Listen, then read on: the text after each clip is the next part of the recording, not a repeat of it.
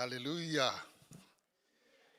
E MAUALALO ko kele ko sang fifia man ko au le maringi ka eo.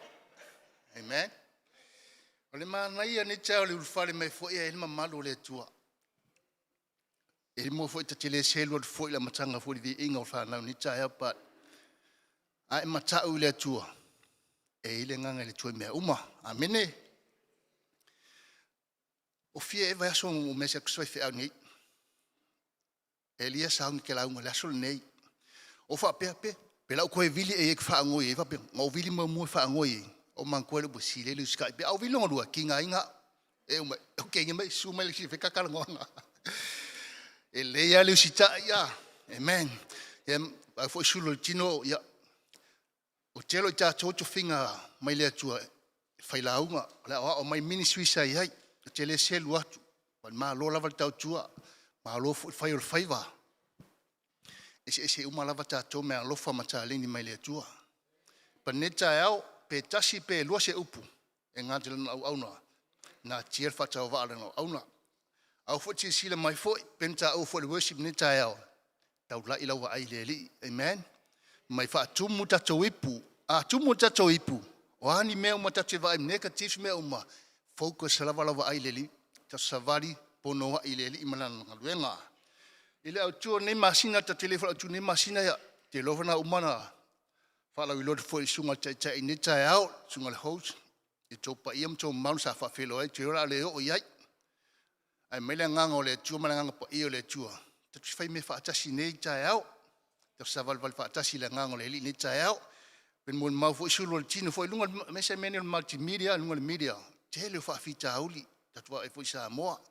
O si time to ya fesa ka comment fo ngali fa pe support bele ai once e comment ngol media e lo mo tanga tele tunga te yai mele tule te yai pa tu ilu mo le li pa me me le li o la support mo la talo ta to fainga malo fo once man mo il ainga pe na fe kalesia man wi fo ta to malo pe neta e o pe le au tu ne masina o education o ta to pulanga ci tang fu le mata o mele o fai longa mai o lo ka ko ma ko am se le o fai la unga o lo mata tua ti vai melo mata si be o le fa pela yo o le ai sa la ki me ai fa penga le ai o mata tua foi o lo lima su tolu nei o tang fa am su so masa e noka ya to sanga fa to tasiva fi tolu le toma na tu foi au le fail ta to la unga sabe no ka o te alo le alo te ka uma ko uma o te mana tu po ta sanga e fitu sumo le ono ta siva fitu ono po le a o le fa na mo lo so la ti to ono ma to a fiso ya sawa ka ko me fem ka kala ngofa pe o me le li o ngal venga sa lo to li kala ngwa kala mo ya e to ono ma to ta sil to ma to fini o lo mau ni sa mo na o lo fa muli me sa mo oh, mahalo tu puai. Te mana tu ali tu launga. Na mai le nganga sa talo. So fa longo talo le pasa pe au last week. Na sa sta u foi sunga pe au pole. Fa tu pe au. E mulinga longa lost. Kai mi uma kango le kusi e mai lo to ita ya e mai frustrated. Grumpy sometimes in family pe pa pesa fa na la me fa pe le tu talo kama. But o me uma kam fa ki apolo le peki i awangi ol ka awangi. Si la fia lisa tu rai mo foi pat o fasili o amel o tapenanga o le va o maleli ngala o tala a ola tu pua el tasiva fitu no pole I think o ke mangko ka sanga le uso lo kiki o lo le siku foi ku vai ngai ku vai a fitu valu sa fa na oi sa fa pelo tama na lu sanga faiva pe si la fia foi kaminga ma ko I kama ya sola e sulu le va o marsami e su se tu te me ka e kaua ki a me fa o ngai mako ngir fa ngau ko fiku mako to tolu pe to fa o ma liu I ma toa ainga ai o se mon ma wola fo le ya on me sa tu puilo tama na taimi o ma ola ma enoka ma sanga o ma o pepe ma ainga on le taimi na sa lo no faiva fa maila fa ta mala na I kemel pa si le fifo ya so le pa a fa o kemel mo ali a foki kongi mai kongi liwa wa fata malalanga ia ele ita pea fa le o fiki solo le ia a vema mea wa mama ile va papa po isi papa chua ao ni mo le va ai iuta ele ilo mai maunga le lo fale me o fela ele nga o ia la ko kele la ko ia msio ngo so makomlo angolo so matua o ma fai langi fo langa ini sila a o alu lona fai wa elo la fai wa on me o tupu tau fai yalo mai la papao iuta fiki le ele kong va o me wa sa o le sa mi tonu papao ngoto ngo fai le papao lalo o fiula so tamai vala au melo no so matua le o makpo le sami e ka ala ke fiu uma ko inga vala au ele longa mai le leo o ko inga foi va foi longo no foi na taimi uma tua foi na ia ni sa pena la fai sa la mo papa tu no so tamale e tau vivi mal no papa le wasai leo te fa longo ngo fa longo ke minga me e fie pe tolu aso na au lo tamal sami pe kasi la so afiso ke le matua le ya tasilaso na famaila pa wa se me fa ina no tango pikile ofu fa aula tu lu no folo o fa aula nga ve ma se fe me nga ile aso ako se fe me lo ngola me o kango o ia uma sa mo lo nga faiva wa tango ako mamao tau ai mamao awani o mo se mali e man tu foi la o tu nga maude Elia le o ta tu pe ta to o le sami ele se alfanga alo ai pe ato mamaho ia e mai lava malie songi me lava malie ana ole le fale atua ole la OINA le mafo fau na tu ilo tama ia te sefe mai na ia mai la ole ngali parangi ma tu su ngali ole va faila na vai mamaho sa alva o saulva faila lo na ma losi ato tango no ofu kalo va pe ilo me lo ngai aso a ko au le sami le po si o le au ilo me lo ngali ila mai lang ka amilu fa ko le va kam fa ya kala ka me ngai inga wo se fele ngali fa pula o tala inga wo se fele ngali lo tama o so ku ngali ka mo mo le ngali ya ma mi se kofi me le kofi fa vele on tino su ele ngali ile ona la mata si tulo le ke man ko kala fa lo ngoi si o tama fa me tama a ko ya uri ku si kula ele ola ele so fu ma si tama taimia le taimia au lo tama pa le au foi ke merunga pa wal talanga ngani so tama ese me fia ngai lo nola se fe o pone so tama mai tama o te fia ma futa la ma sanga ma ola mai noka ele fa pe mai fio tama te fia ma futa ya fiso le ai na ma sanga ngwa e pelea tama ma o mai noka ese foi fa ngai na fa taile tua ona ole fatu le ma saruso o le fatu la si o tama o ma e noka ona e pepe ma ua ngā taimi. Tūle loto nei taimi. O le mea sa talo, so le mea talo tato matu e manuia tato langa le whanau nei. E mo ia ele leila toa o la tuputupa ele awa onga. Ele ona o le mea le mpo le whawhita auli le taini matua o le tūlanga le finance.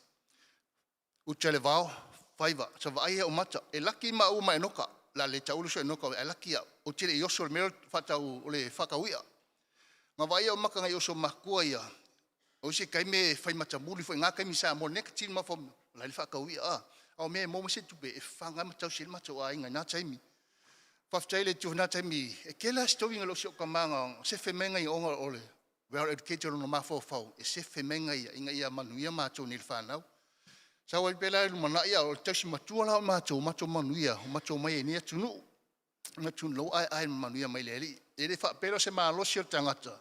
Lo se ata mai o tangata au le tua soifua o le tua soifua ma fonta tula fia ma fe tu pulanga o sa moro talo mo le fia o mai ne tu e fa la tala o le vi ingam fa le tua pensa o foi le uso vele a me se vele le suanga pele fia fa muri anga telefiso le temi fo o fano haleluya au le tena sim so manatu pat e vi ele se mo ma ko nga kaimi o si kai me whanima mpio mako ngā lua koe vi inga le li, ma tātai fo i ngā taimi. O si taimi e le se mato mele le, watu fo i beo si via. Me se o lua, lala winga lau kale le se mele le. Au ngai moa mea ai, o le mea ina i. A lava wha alifu, te si, pon mako ngongongo, i anga mako ngā luenga le li.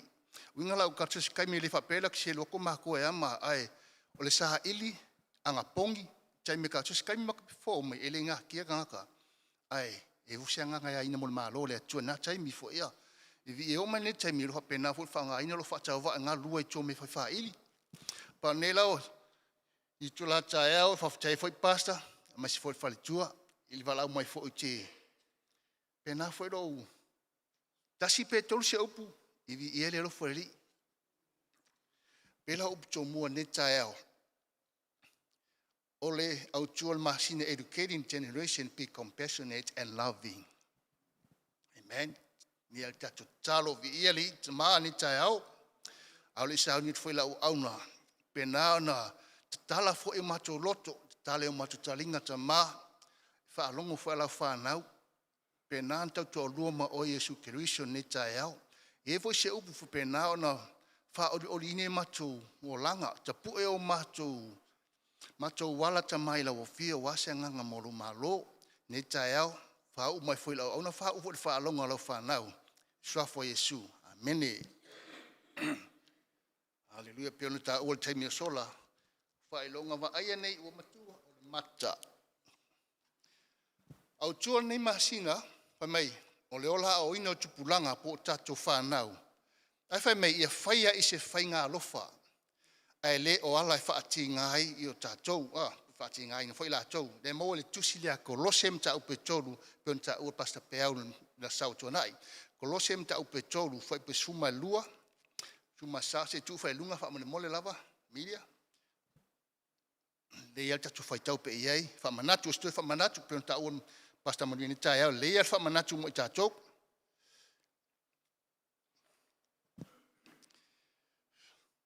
a foi tawina la fa pea le Colossians ta o petolus fuluma sumarfa o le nei i o ofu o tou ile lofa muti vale maleanga le lei male loto MAUALALO maleanga malu male onosai fa pei o e o filia le tua o e o pa ia ma u alofaina sa le foi po suma tolu ia fe fa pale ai ma ia fe fa manga lo ai o tou pe a fai wanga la ngaina se tasi fa pei ona fa manga lo mai keriso ia ti o tou if a pe foi o tou if foi pulmulina sumarfa fa mai a ole alofa e la utualea i nei mea uma ole fusile a toa ona lele iai amen pe o se fusile pe se plan kekere ole alofa fa afuneta to se mea la ole fusi ole alofa po ala afta to me fai a fai taula me tanga tala fa tino i taunu taula va ia ni fai pe no stai a fai me no male alofa fai fuala ngaluenga ole mula taulanga ilu mole tua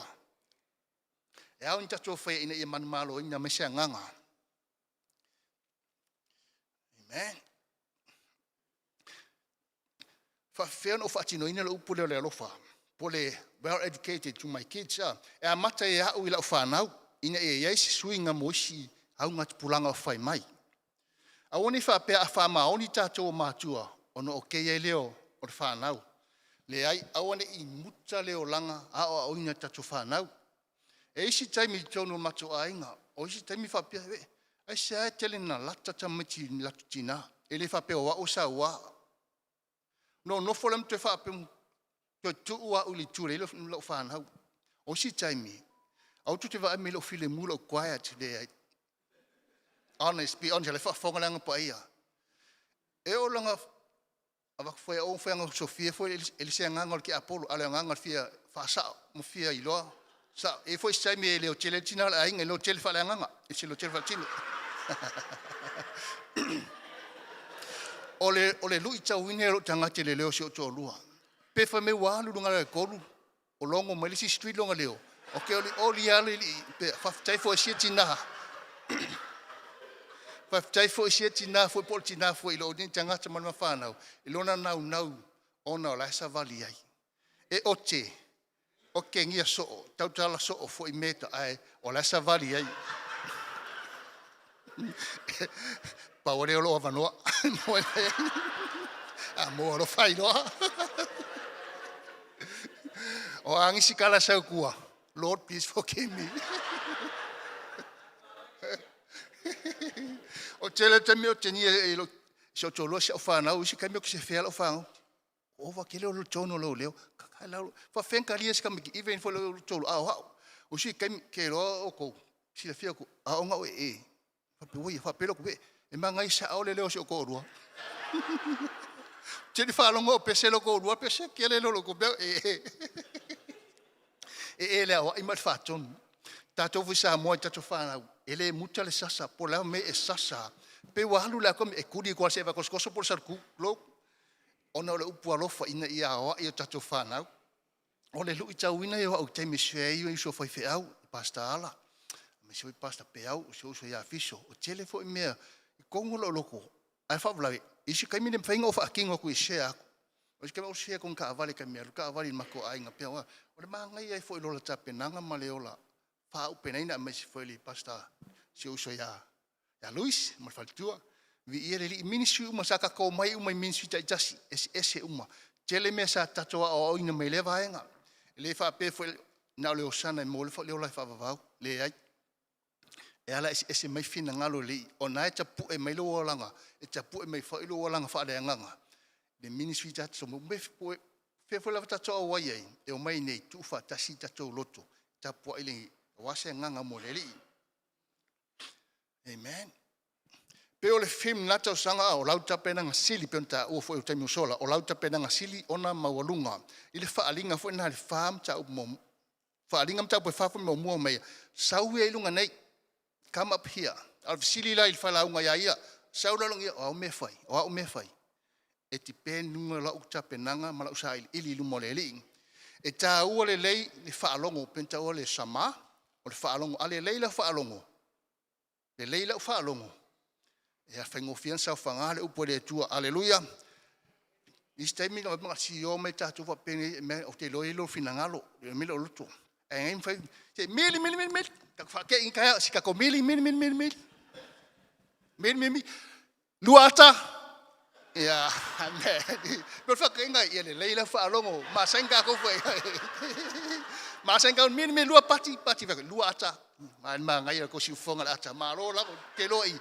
Le matato fa longo ni taiao amen haleluya o le upo te tau talai ma upo te salonga i la fa nau o isi taimi e fai mato devotion o isi taimi o au kaunga fa for solid devotion for time family time with my family in your well ke di fa ia loto ma fa so fa nau ia ile ma fa o ina so fa le tu pua ta mai ti ya onga pe onta u fo sunga ya fiso ese mea o OINA ta mai ti ton university un fesile ngate fesili e lo tali atu e lo foi tato matua ti liva tu fe automati a so mo se fesili e alo se me fe ngale tua e tato i lo tali tu o tu tato fa na italia tuai e awani mama o se ni ma fa tato fa na mal fina ngalo le tua pe o le fata otro e lusu ma luo foi pe ono fa mo le lava se su e foi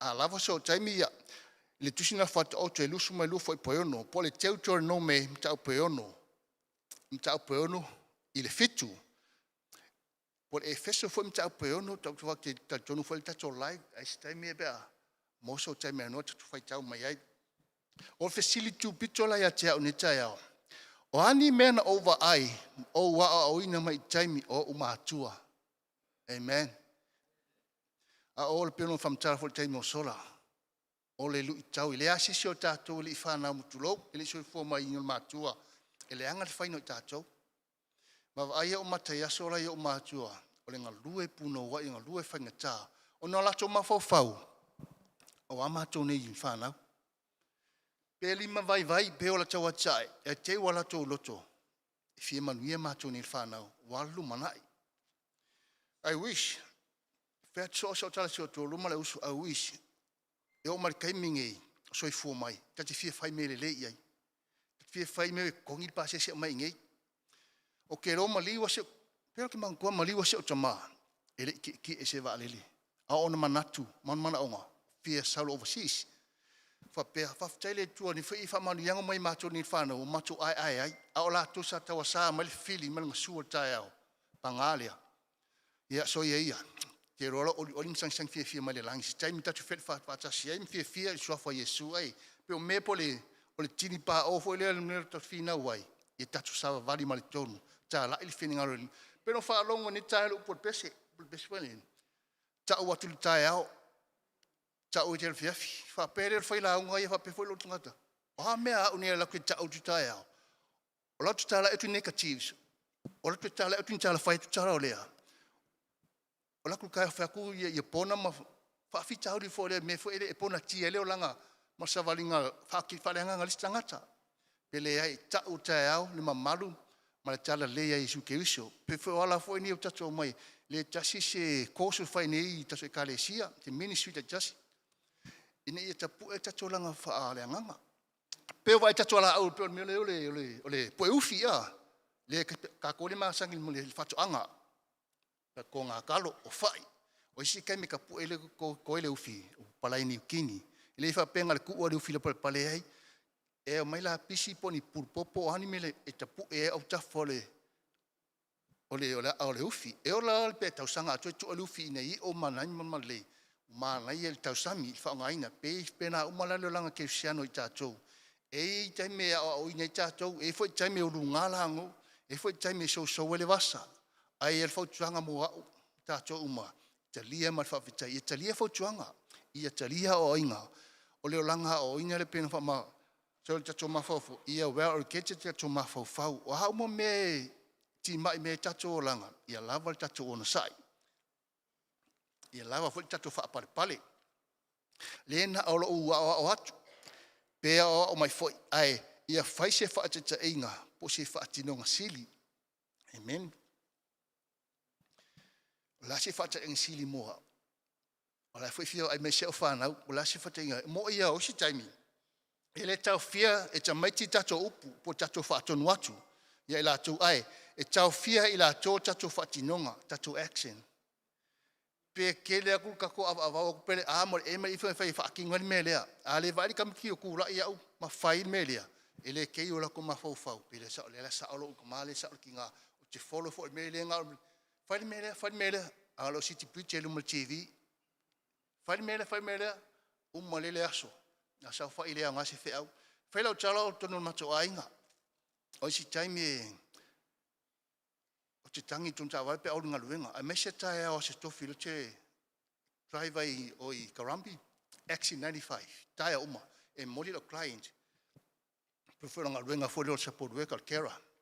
O si tau ke whai, o ke le kalangoe lo whare lo kōrua, o ke le kalangoe ka meki. Al kai me ke kongo ka warenga o au. Ke minga e mai menga o fio kiuti, ima mea kaunga wha akong kongo lo o langa. Kongo lo ainga, o si ka mi ka makisese o kōrua. Sorry, hen. It's my fault. Pea le selo whakongo ka mai ki pea ovalo o leo. Ovo sa o wangama sa o tu ele whetau malo si sila wha mangalo mai au. E wa ai ala o mata iso I kōrua kimi. Mangawa me leonga I le haonga mo ngaluenga pe umang piki ka mai ki.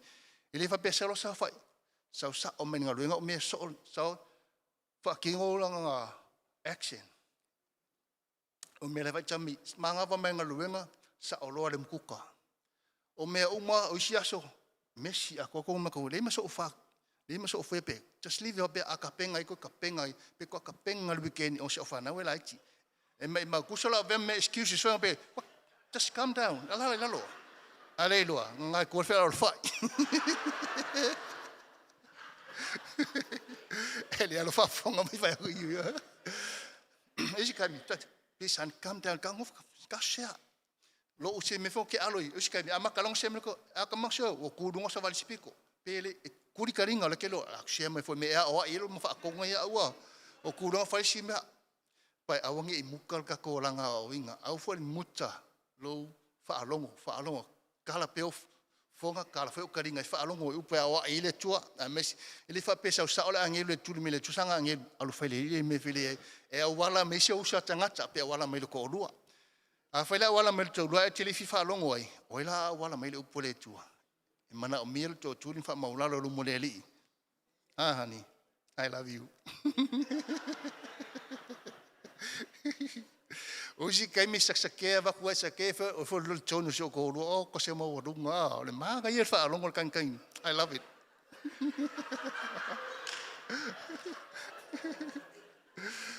ale leonga matua se fana we losa val tonu ala o leli o se temi e fa mangalo fo se kai mi lo miss running around my kids pe so la ingol finge ka mixi Ele fa penga mako yeso la. O le kwaya ju file muyo mako. Amen. Au so to rua. Ole tam fai so to re mo moli me se fe au maru mo le mari. E la lunga le fionga pa ia le tua. O foi ke mi so pa o vale po pa o papa. Pe kalia o me uma. Cha o yopu. A kalia nga o me le fa fe me le. Amen. Awani ave sele o langa ha o OINA. Maia teu tato loto fa mangalo. Ile tu se mikam ta peono fai peono le valu fa mai o te alu watu mania i luma Yehova. O te ifo atu mania i le tuoma walunga. O te alu watu ea i ona luma matauranga mu. Matama i povi e tasi lo lato tausanga. Fai poe fitu fai mai e fie e Yehova i afe o mamo e poa. Ma mano ali o tafe soa au. O te tuina tu ea la uru matua e sui iai. Lo suru la fono. O lau whanau. Tō tino e sui iai le angsala o lo angsala. Fai poe valu sole. Ua whaaria tu e ia ia te oe le mea le lei. Siafo se mea e fina ngalo ai ova ia te oe. Peale o ia mea. Ia whai lea mea tonu. Ia nau i le alofa. Ma ia whioa i malo atua ma le loto wha maulalo. Amen. Plale le o tatou ngaluenga umawhai ale maulalo o tatou loto. Ile fio melanga pa ia le atua. Whai lau tala. Vai ason te anei. A o tu te fiu whaalonga your story. Amen. A tune lu tauine fo ilo walanga. O le mele na tuine matou loto. Sa ta ua fo sunga ya si oso matou ya fiso to lo fiso. E te usi matou a inga le matou a uso matou mai nei. E se men tu lo loto e fatu loto lua. Tai tonu loto le upu fole ati ngalo li matou pe ti ngalo tut mai vai. E longo e lo fai ai se tu lo. Ti ngalo molo ona le te mana o se me sili na le lei fai a mo le li. E si taimi te stau wai i pen practice te sau i lotu. E te nofot fo ia e tangi lo lotu. I wish.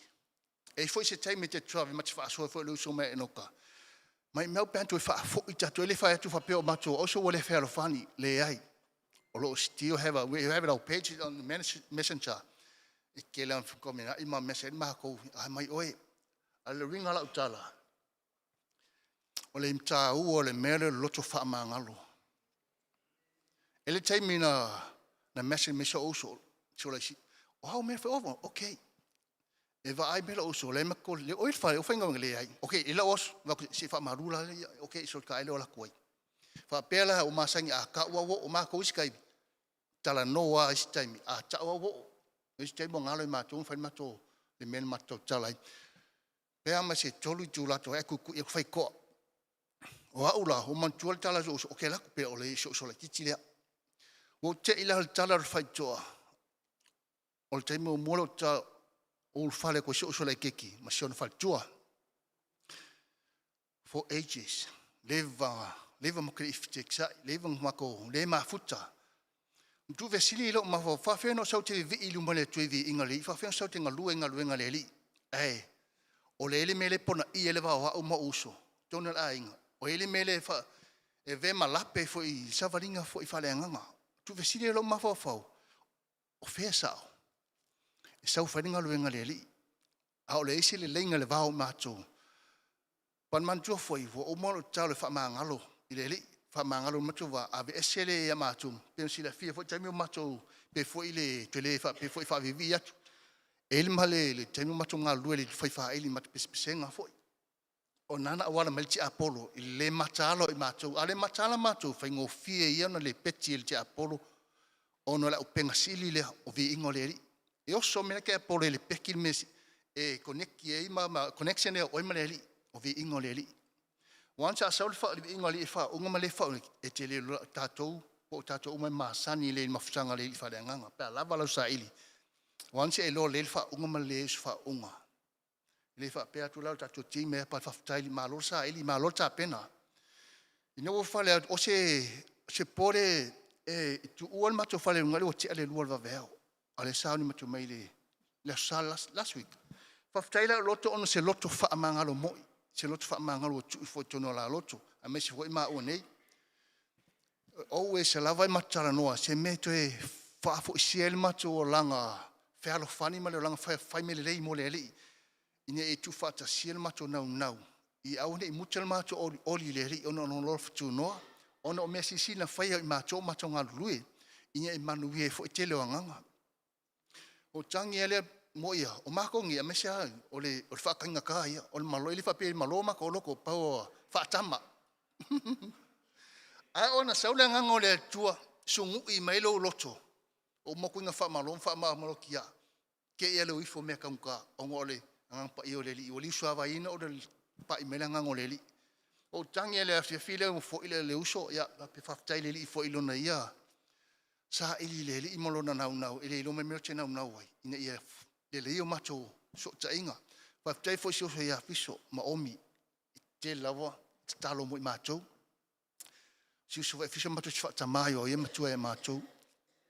O si foi taimi la ngona foi peo tala o tunei masina o le wel at kete ia ni ya o ina o si taimi o fetso tolua ai fia poko o si kaimi e vakolo me onga le nganga inga loko inga ia faile merke inga ia sa o sa valinga le si me sa a vele male ma se finga o message boy piso fa mangal mai foi so la foi se upu ala pe foi si kaimi foi le lo kava e makua o ia pa ngaluenga sa loto le fa pe foi onge pe o le va ko fa ma lori o le sa dunga i pat mai la ngole li tono fa ma lo te lo sunga ma foi fa tua so foi anganga fi fa me le mo le na ti foi me lo ele fa tau va pat fa le ma malu le i foi lo sunga fa OINA foi lo sunga mai foi o lava se te kalesia pe na foi vai me foi ele ata tu tengata.